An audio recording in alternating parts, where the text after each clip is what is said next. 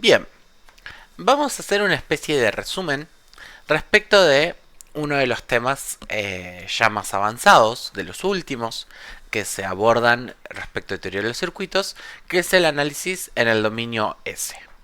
La variable compleja S está asociada típicamente a una técnica matemática conocida como transformada de Laplace, para la cual es necesario típicamente técnicas y conocimientos avanzados respecto del análisis o cálculo matemático. Nos presenta la idea de las resistencias en el dominio de la frecuencia. Básicamente lo que nos dice es que Z es este valor resultado de dividir B sobre I, como lo dice o sugiere la ley de Ohm. Para inductores en el dominio de la frecuencia observamos el siguiente comportamiento, que el valor de impedancia compleja en términos de S de los inductores es S por L. Acá hay que tener en cuenta muchas veces las características iniciales de esos componentes debido a los fenómenos de arranque o iniciales, condiciones iniciales de los sistemas que vayamos a plantear. Pero típicamente, donde la energía es nula, la energía inicial es nula, vamos a tener la característica de que Z se representa como SL, como vimos en uno de los últimos videos. En el estudio donde estemos trabajando con Z respecto de señales senoidales en el régimen permanente, por supuesto que hubiésemos tenido J omega L. Pero ahora estamos trabajando con S, quien es una especie de sigma más J omega. Entonces, bla, bla, bla, bla, bla, unos ejemplos muy interesantes, muy lindos. Lo mismo para el capacitor. El capacitor tiene una ecuación que podemos transformar a partir de la transformada de Laplace, precisamente, lo que nos da como resultado que la impedancia expresada en términos de la variable compleja S es 1 sobre CC. Donde nuevamente determinamos que para la mayoría de las situaciones o escenarios donde vamos a estar trabajando, la carga inicial del capacitor es 0. Entonces podemos plantear ahí unos ejercicios, todo muy lindo, etcétera, etcétera, etcétera. Pero tenemos los modelos tal vez un poco más completos, dominio del tiempo versus dominio de la frecuencia. Y tenemos que las resistencias se pueden expresar tanto como Z igual a R o la conductividad determinarla a partir de 1 sobre R, la conductancia, digamos. Creo que esta Y es admintancia, pero no estoy del todo seguro. Para los escenarios inductivos tenemos S por L. Observemos esto, ¿no? B R por I es la ley de Ohm. Entonces, este término R sería nuestra impedancia o Z en términos de S. Y lo mismo sucede respecto de la ecuación del capacitor. B es igual a I por R. En este caso queda dividiendo, ¿no? Porque es el inverso, ¿no? 1 sobre CC. 1 sobre CC por I es lo mismo que I sobre CC. Análisis nodal y de malla en el dominio S. Tengamos en cuenta que estas características o estos análisis son muy típicos en los simuladores de circuitos. Plantear a través de nodos y mallas en el dominio S es la aproximación capaz más precisa que podemos tener de todo circuito. Obviamente hay estrategias algorítmicas o de cómputo específicas para el tratamiento de estas señales, ya que estamos trabajando con números complejos, números imaginarios, partes reales, ángulos, fasores, etc.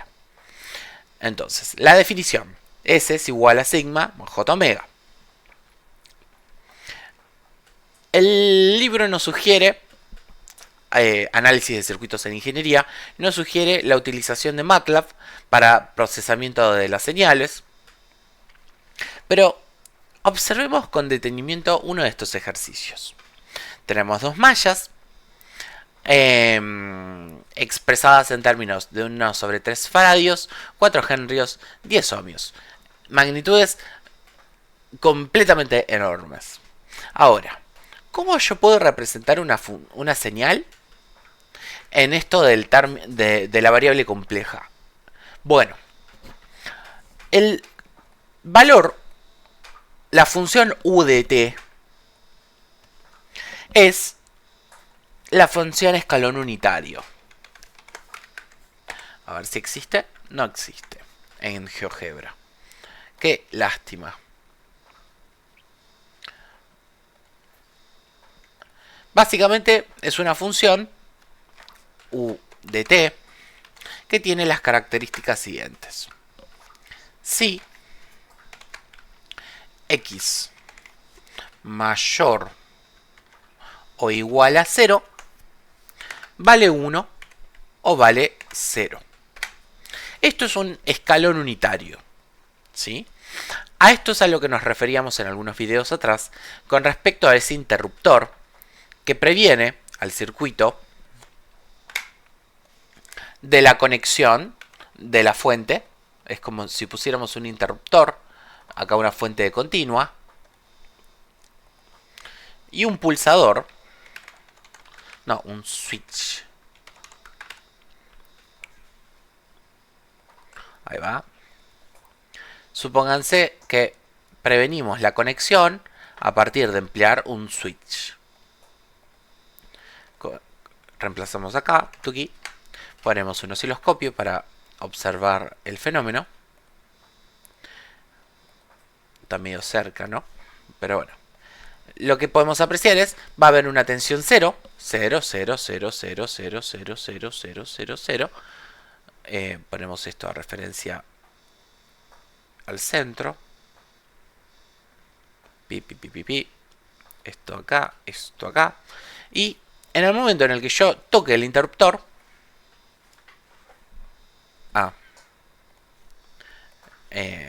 ahí, toque el interruptor, deberíamos observar o apreciar una conexión.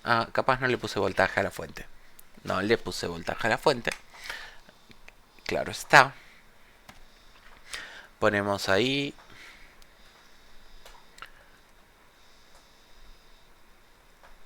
Está cargado el capacitor por defecto, pero si yo conecto a la fuente, tendría que reiniciar el circuito. Sí. Me quedó cargado el capacitor, qué extraño. Podemos poner otro tipo de interruptor acá. Switch. Por ejemplo, un switch con múltiples posiciones.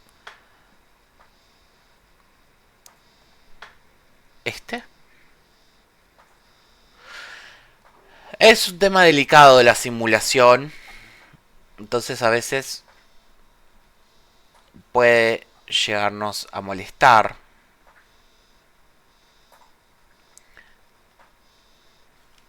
A ver.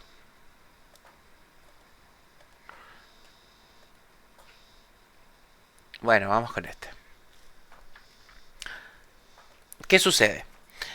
Por defecto, el circuito o el simulador podría considerar que tanto inductor como capacitor poseían carga eléctrica o campo magnético. Por lo tanto, para hacer una simulación correcta, debemos, por ejemplo, en este caso, referenciar a tierra ambos extremos del circuito. Entonces, observemos la medición. Estamos en 0 voltios y en el momento en el que yo conmute, tuki, tuki, tuki, tuki, tuki, tuki, eso. ¿Sí? ¿Se aprecia esta idea?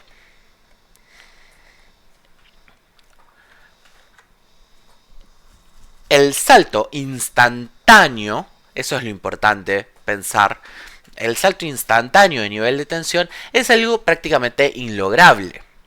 Por ejemplo, si yo uso un interruptor mecánico,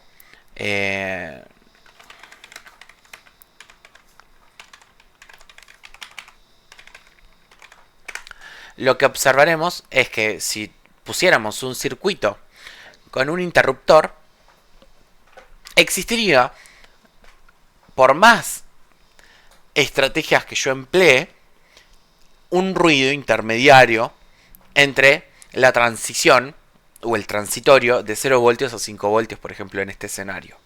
¿Sí? Todo interruptor mecánico no solo toma un tiempo, tiene una latencia o una transición, sino que encima inyecta ruido al circuito, típicamente, o efectos rebote que debemos controlar y mitigar. Entonces, es extraño que la energización de un circuito tenga en cuenta los efectos de la señal U o escalón unitario. Sin embargo, es importante que para algunos modelos es necesario este fenómeno y una señal U en términos de S no se representa, ¿sí? No tiene clarificación. Otra que el hecho de que ya el sistema está considerando que estamos trabajando a partir del tiempo 0 en adelante. No trabajamos en tiempos negativos. Eso es muy importante, ¿sí? Entonces, amplitud 4 voltios, E a la menos 2t es una señal del tipo exponencial. Entonces, f de x, por ejemplo, igual a E a la menos 2x. Es una señal que fíjense que tiene representación negativa, pero si multiplicamos U por F,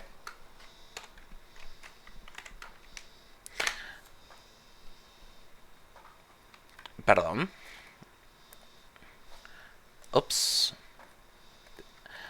U por F,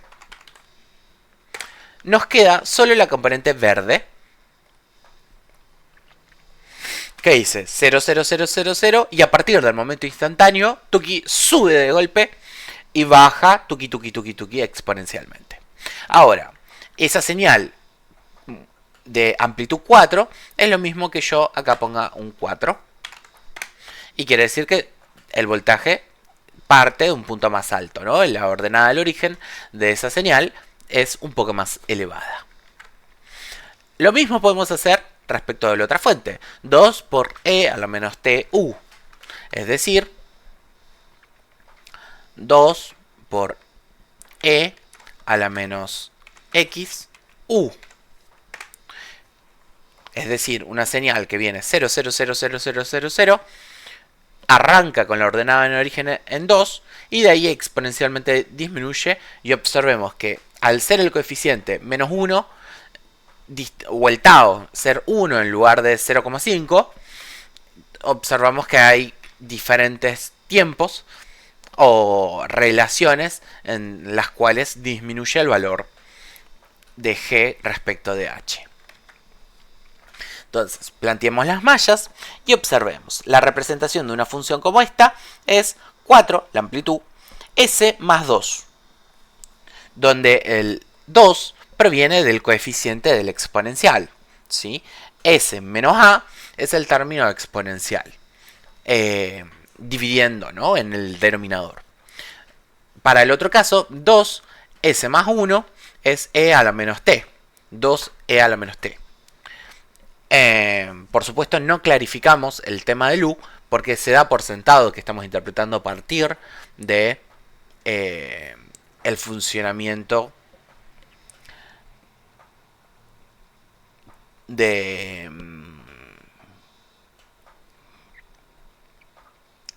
tiempo positivo, de 0 en adelante. Ahora, 3 sobre S. Acá es este 3 sobre S. El cálculo es sencillo. Esto es un tercio faradios.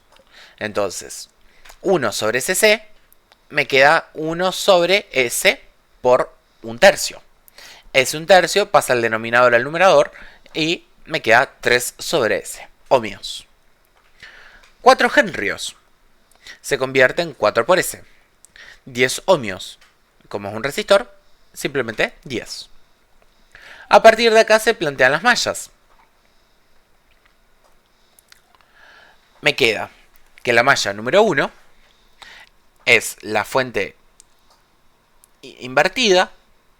Esto, si recuerdan el video de las mallas, podemos elegir una dirección para ser considerada positiva y la otra la dirección, por lo tanto, sería negativa cuando va cruzando de una dirección a otra. En ambos casos observen el fenómeno. Va de negativo a positivo y va de negativo a positivo. Por lo tanto, ambas fuentes son positivas. Sin embargo, eso es en el igual, ¿sí? Si lo planteamos en ecuaciones, observemos lo siguiente. Para esto nos va a servir LaTeX también. Si yo digo, por ejemplo, que la malla número 1 es igual al voltaje de la fuente número 1 igual a la caída por los resistores, el resistor número 1 por I más el resistor número 2 por I, observemos, vamos a cambiarle la escala un poquito para que se vea, convertir. No, el voltaje es igual a las caídas de tensiones en los resistores. Ahora, si yo dejo esto igual a 0, el voltaje pasa al otro lado restando. Eso es lo que estamos viendo ahí, en ese planteo de la malla. ¿Sí? 0, porque la caída de tensión en una malla o la suma de caídas de tensiones en una malla es igual a negativo la fuente por la dirección de la corriente más las caídas de tensión en los componentes resistivos. ¿Sí? Entonces eso es lo que estamos observando ahí. La caída de tensión de la fuente más la caída de tensión en el capacitor, en el resistor restando la segunda corriente. Luego asociamos estas dos haciendo factor común, que es lo que se aplica aquí, y nos queda planteada la malla número 1. La malla número 2 es sencilla. Nuevamente tenemos la fuente invertida, debido a que la pasamos del igual para el miembro de la izquierda. Tenemos la corriente número 2 por el resistor, restándole la corriente número 1, más la caída de tensión en el inductor. Factor común nuevamente y tenemos planteada la malla número 2. Despejando I1 e I2, podemos expresar que I1 e I2 son estas ecuaciones horribles. Ciertamente, para plantear esto y poder corroborar esto, yo recomiendo particularmente herramientas como Wolfram Alpha,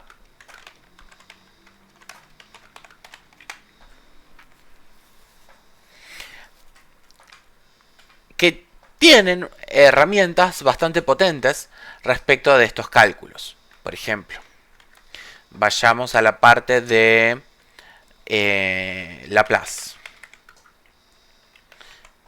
transformada inversa. Observemos que de una función con una variable a otra variable, es decir, convertamos algo expresado en términos de S a algo en términos de T, para poder representarlo gráficamente, digamos. Y acá podemos introducir 2S. Vamos a dividir la imagen un poquito para poder hacer esa representación más rápido. Tenemos 2S. Acá 2S, paréntesis, 4S ay, sin sonrisas, S al cuadrado, más 19 por S, más 20, dividido, paréntesis, 20 por S a la cuarta, más 66, asterisco, S a la tercera, más 73S, ojo, asterisco, S al cuadrado, más 57, más le vale que esto sea exacto, más 30, cierro paréntesis.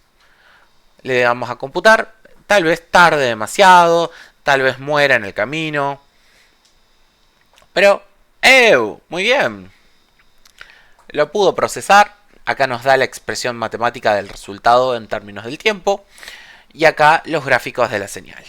Observemos que el primer gráfico nos representa del tiempo 0 al 2,2 y el segundo gráfico ya nos lo expresa de 0 a 13. Existen otras herramientas que nos permiten producir gráficos, porque vean esto. Si yo quiero hacer el gráfico más grande, tengo que pagar. No tardó nada, fue sencillísimo, todo lindo. Pero lamentablemente hay que pagar si uno quiere usar esta herramienta. Por eso, una alternativa para hacer estos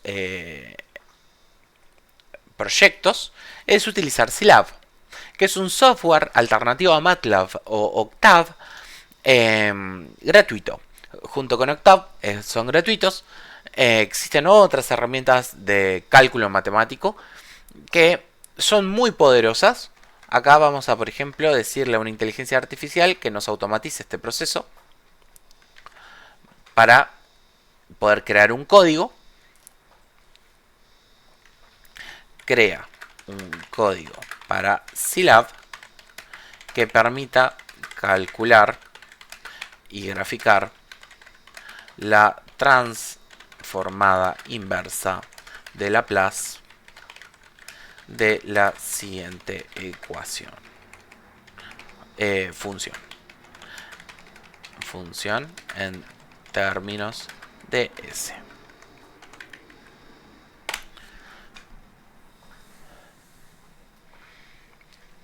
Fíjense que muy rápidamente empieza a procesar la información.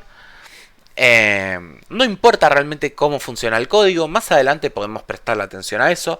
De hecho, la asignatura Sistemas de Control aborda estas problemáticas y utiliza todas estas herramientas que estamos mencionando aquí, pero vamos a ir a lo sencillo.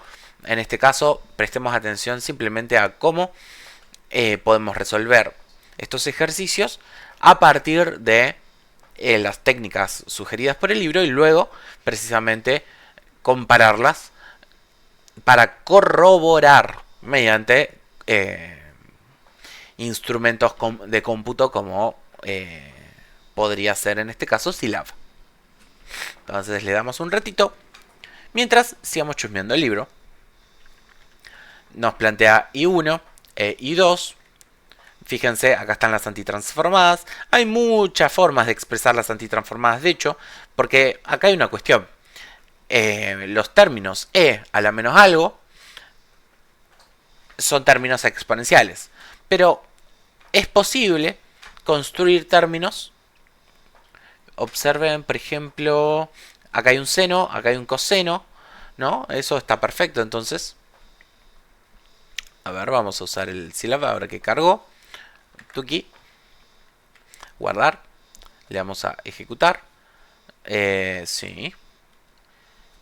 Y ahí. Ok, nos dice que hay un error, ¿sí? En la línea 21. Entonces, en la línea 21 tenemos que acá interpretar esta cuestión, ¿no? Entonces le decimos, che, mirá, todo bien, pero no anduvo tu código. Volvamos al libro. Para obtener estos cosenos y senos es muy posible que se haya utilizado alguna expresión relativa a la igualdad o identidad de Euler, que vamos a ver más adelante.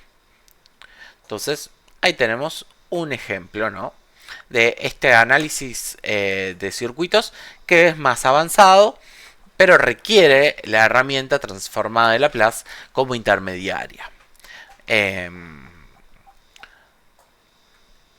Más adelante tenemos ya otras representaciones y la discusión alrededor de la señal de Fourier, nosotros no nos vamos a meter ahí por el momento. Más allá de que, como he mencionado en alguna ocasión, en alguno de los videos anteriores, Fourier es un tema típico de comunicaciones y sistemas de comunicaciones. Así que me quedo con la idea de, en unos segunditos, poder hacer la representación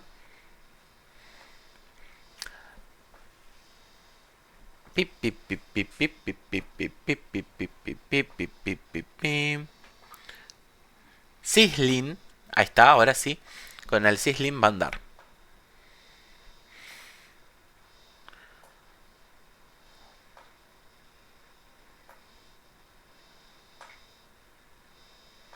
Perfecto. Ahí va a ser todo un gráfico muy bonito, seguro, con todo esto que estoy viendo aquí. Porque está usando muchos subplots. A ver, copiar. Ya veo que no anda. Y sería una tristeza. Le damos a ejecutar, sí. Nuevamente un error en la línea, esta vez la línea 26. Yo creo que se complicó de más, la verdad.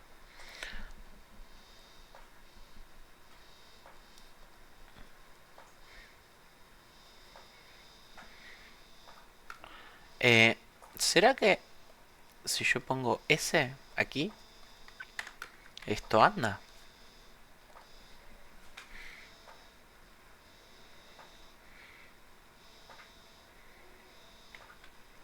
Bueno, no estaría queriendo andar. Voy a tener que jugar un ratito más, así que corto la grabación en este momento y charlamos al respecto de cómo se solucionaría esta gráfica en el próximo video. Muchas gracias. Pi, pi, pi, pi, pi, pi, pi.